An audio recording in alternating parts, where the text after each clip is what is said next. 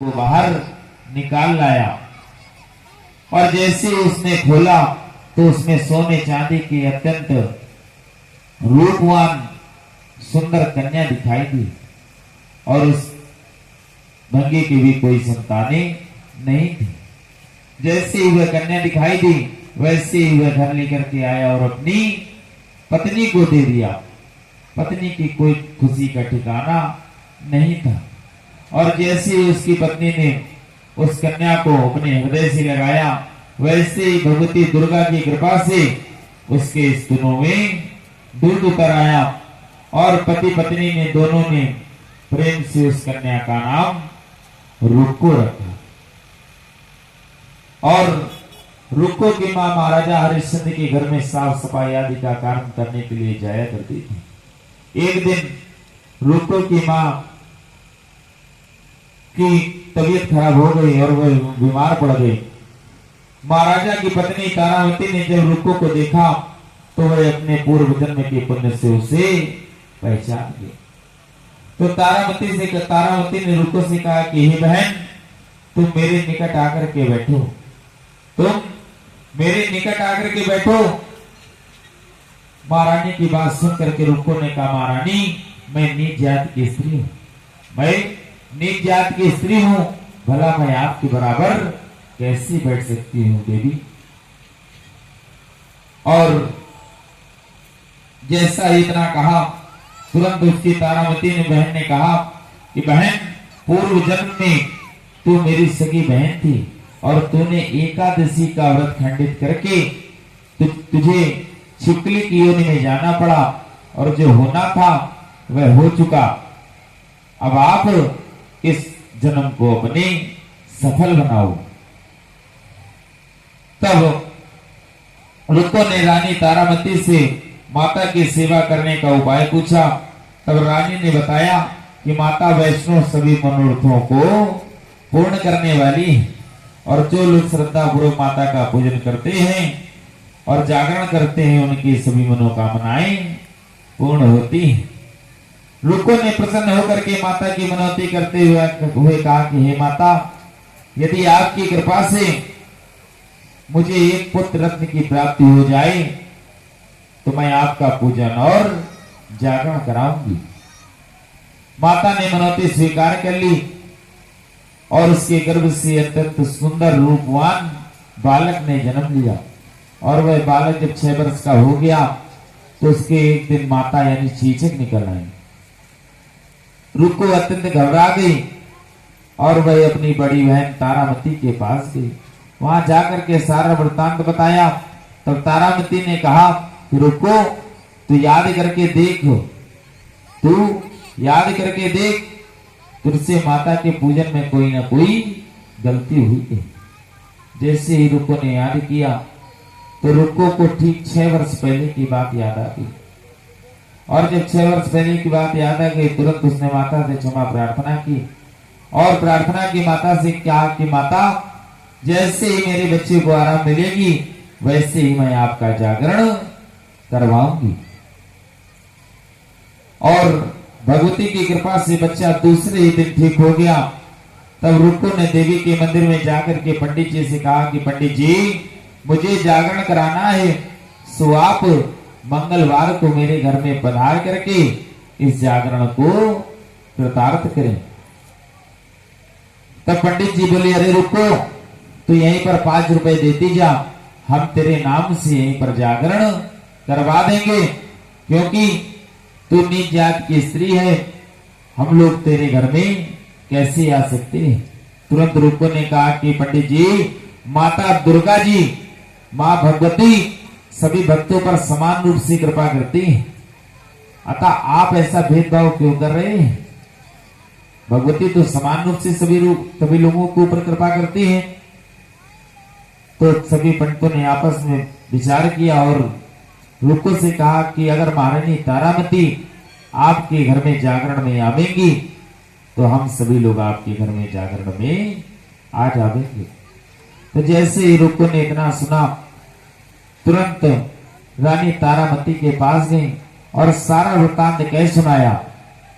जैसे ही सारा बात बताई वैसे ही वह बात सैन नाई ने सुन ली और सैन नाई ने जाकर के महाराजा हरिश्चंद्र को बता दिया कि महारानी रुको के घर में, नीचों के घर में जागरण में जा रही है।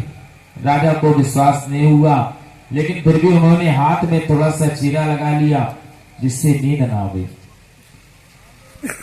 जागरण का समय निकट आ रहा था, परंतु राजा को नींद नहीं आ रही थी और जागरण का समय भी हो चुका, परंतु राजा को नींद नहीं आई। तुरंत रानी तारामती से माता से प्रार्थना की कि हे माता, यदि आप किसी उपाय से राजा को सुला दें ताकि मैं आपके जागरण में आ सकूं।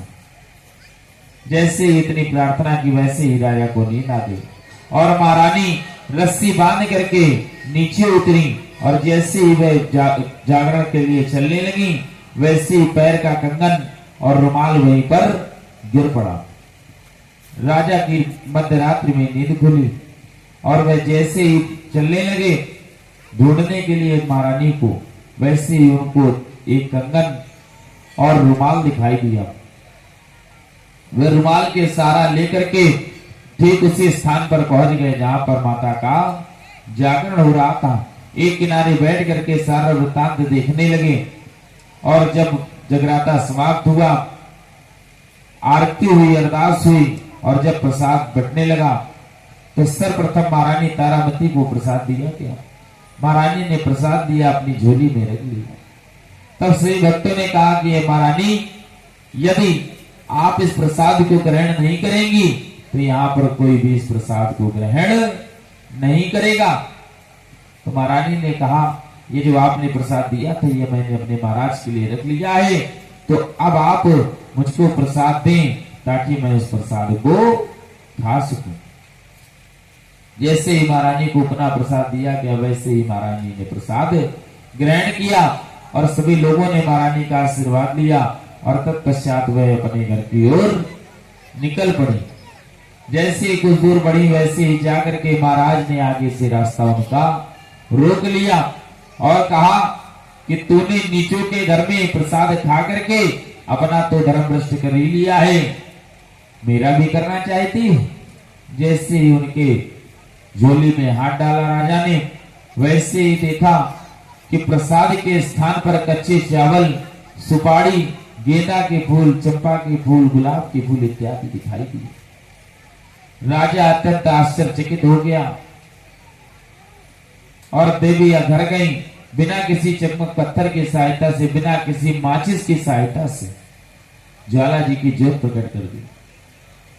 जैसे ही ज्वाला मां की ज्योत जग गई, तुरंत महाराज को देवी के प्रति लगन लग गई और उन्होंने अपनी पत्नी से कहा कि हे देवी, महारानी दुर्गा जी के प्रत्यक्ष रूप से दर्शन कैसे हो सकते हैं। तुरंत उसकी पत्नी ने, तारामती ने कहा, यदि आप अपने पुत्र रोहतास की बलि दे सकें तो महारानी साक्षात रूप से दर्शन दे सकती है। और राजा के प्रति, राजा के मन में माता के प्रति लगन लगी हुई थी, तो राजा ने अपने पुत्र रोहतास की बलि दे दी और जैसे ही बलि दी, वैसे ही सिंह पर सवार होकर के, सिंह पर सवार होकर के माता दुर्गा जी वहीं पर प्रकट हो गई। और जैसे ही प्रकट हुई, राजा ने उनको प्रणाम किया और खुशी रहने का आशीर्वाद दे करके माता वहां से चली गई। तो उन्होंने, महाराज ने महारानी से कहा, मेरे धन्य भाग जो तुम जैसी मुझको पत्नी प्राप्त हुई है, ना जाने मैंने कितने अच्छे कर्म करे होंगे तब जाकर के तुम जैसी मुझको पत्नी प्राप्त हुई है। और तुम्हारे आचरण से मैं अत्यंत प्रसन्न हूं। इसके पश्चात राजा हरिश्चंद्र ने रानी तारामती की इच्छानुसार अयोध्या में माता का एक भव्य मंदिर का निर्माण करवाया और आयु पर्यंत भोगने के पश्चात राजा हरिश्चंद्र, रानी तारामती एवं रुक्मन भंगिन तीनों को जो मनुष्यों से छूट करके देवलोक को प्राप्त हुए। और कहा जाता है, माता के जागरण में अगर तारामती तारा रानी की कथा का श्रवण नहीं किया गया तो जगराते का कोई फल नहीं मिलता है। जिस प्रकार से माता वैष्णो माता के दर्शन करने के लिए जाएं और भैरव बाबा के अगर दर्शन नहीं करें तो उसका कोई फल नहीं मिलता है।